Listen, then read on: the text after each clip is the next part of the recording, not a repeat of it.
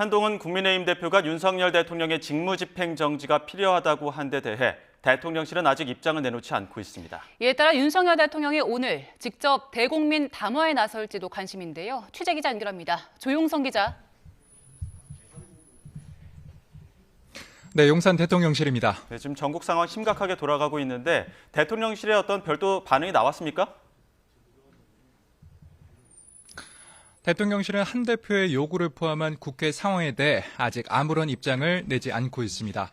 조금 전 나온 소식이기 때문에 이에 대한 대응책 마련에 들어갔을 것으로 보입니다.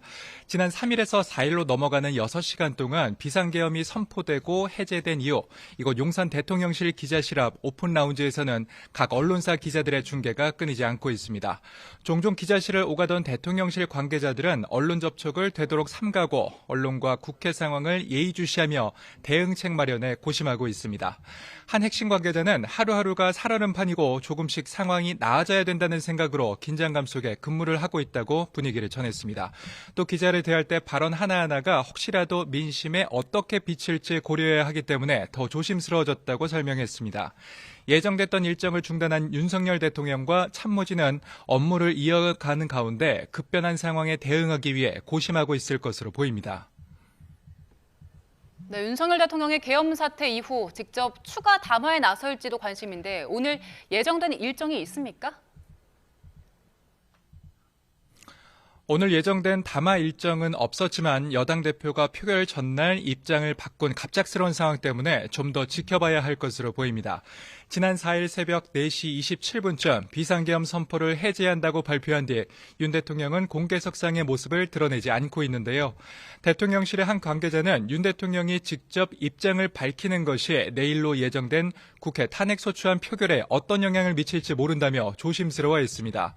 대통령실은 무엇보다 탄핵안을 국회가 표결하는 내일 일정에 맞춰 상황을 예의주시하고 있었는데 탄핵을 반대하던 여당 대표의 입장이 급변하면서 탄핵 표결을 앞두고 어떤 조치를 취할지도 검토할 것으로 보입니다.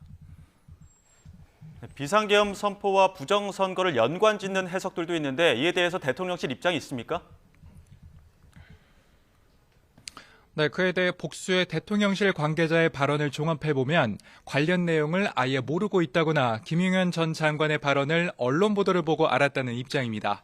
사태를 수습하기 위한 회의에 참석한 한 고위 관계자도 윤 대통령이 부정선거와 관련해서는 이런 방구 없었다며 다른 참모들도 마찬가지라고 전했습니다. 김용현 전 국방부 장관은 YTN 인터뷰에서 계엄군을 선관위에 투입한 건 부정선거 의혹을 해소하기 위해서라며 국민들의 의혹을 풀기 위한 조치였다고 설명을 했습니다. 이 부분은 내란죄로 고발된 김 전 장관을 출국 금지한 검찰이 수사 진행 단계에 따라 필요한 조치를 취하겠다고 밝힌 만큼 수사로 의혹이 해소될지 지켜봐야 할 것으로 보입니다. 지금까지 용산 대통령실에서 YTN 조용성입니다.